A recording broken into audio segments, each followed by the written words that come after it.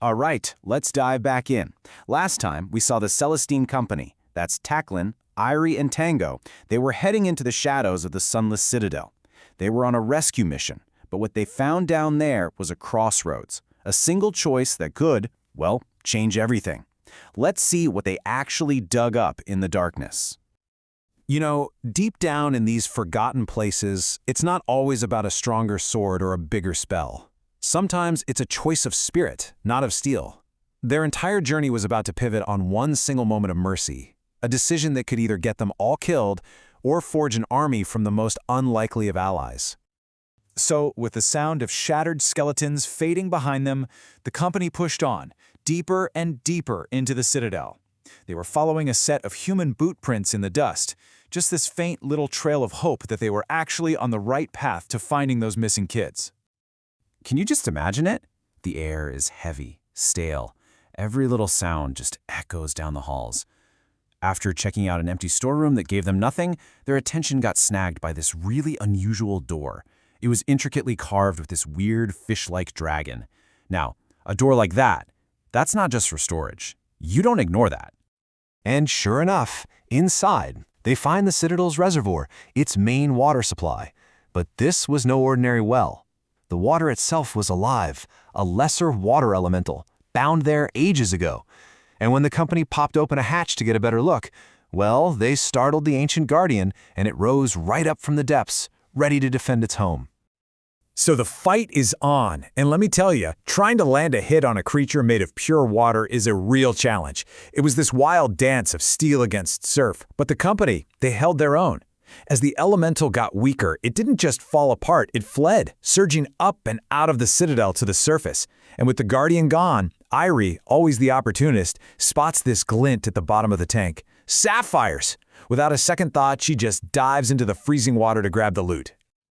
Okay, sapphires secured, they move on. The next room is a mess. Crude goblin graffiti everywhere, a shattered cage. They knew exactly where they were now. Goblin territory. But it was this faint whimpering sound from behind a bedroll that made them all freeze, weapons out and ready. What would you be thinking? A trap, right? Some goblin waiting in ambush? Tacklin raises his Urgrosh, Tango's got an arrow notched, Irie's got her blades out. They creep forward, super cautious, ready for absolutely anything, except, well, for what they actually found. Huddled there, absolutely terrified, was this small, trembling kobold. It would have been so easy to just strike it down, right? Just another monster in a dungeon. But they didn't. Tacklin's paladin code just wouldn't let him strike a creature that was clearly defenseless. They held back. They offered patience instead of a blade. And that one decision, it was about to change the entire course of their mission. The kobold's name was Meepo, and through all these panicked sobs, he tells them his story. He was a dragon keeper, and he failed at his one and only job. The rival goblins had stolen his tribe's precious white wyrmling. Because he failed, his queen cast him out. But he makes them an offer. If you help me get the dragon back, I will take you right to my queen. The company agreed to the deal. So Meepo leads them away from the crude, messy goblin area and into these halls that are just covered in proud, draconic carvings. This was the heart of the kobold territory. And there, sitting on a throne of stone, was the formidable Queen Yusdrayl herself. The throne room was tense. You could just feel the queen's anger. Meepo is groveling, introducing the adventurers as potential saviors. Irie, with that sharp wit of hers, manages to cut through the queen's initial hostility.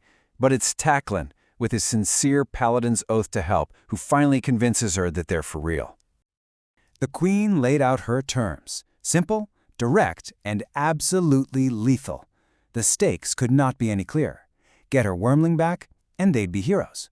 Fail, and they would never, ever leave this citadel alive. So, with Meepo as their guide, it was back across the border into hostile territory. They moved through these battle-scarred halls, took out a goblin patrol without making a sound, and pushed deeper into the enemy's den, heading right for the chamber where that wyrmling was being kept. And they find it.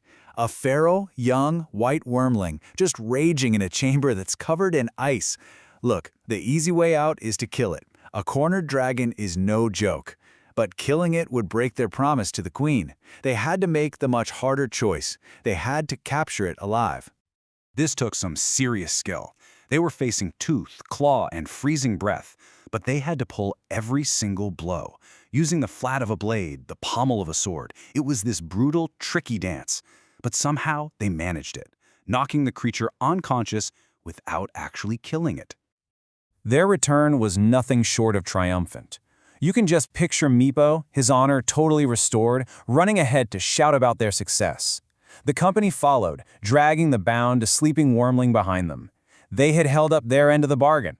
Queen Yusdrayl, well, she was a kobold of her word. She gave them a golden key right off her throne and a mysterious little feathered token, and then she offered them another job. Clear out the goblins for good, and even more rewards would follow. But when they did a little scouting in the goblin territory, they realized just how big the problem was. We're not talking about a few patrols here. This was an entire underground village, absolutely teeming with scores of goblins. A head-on attack with just the three of them? That would be suicide. They needed a totally new plan. So Tacklin, really stepping into a leadership role here, goes back to the Queen. But this time, he wasn't just asking for another contract. He was proposing a full-blown military alliance. He urged her to rally her kobold warriors to fight with the company to end the goblin threat once and for all. It was an incredibly bold move. And the gambit paid off. The Queen, you could tell she was impressed by their success and just their sheer audacity. She agreed. A new pact was sealed, not with coin this time, but with a shared purpose and a common enemy. So think about that. A single choice made in a dusty room, a moment of mercy for one pathetic, scared little creature, has now spiraled into a full-blown war. The Celestine Company now finds itself at the head of a kobold army, getting ready to march on the Goblin King. But as they prepare for the battle, you have to wonder, is this newfound alliance actually going to be enough to conquer the darkness of the Sunless Citadel?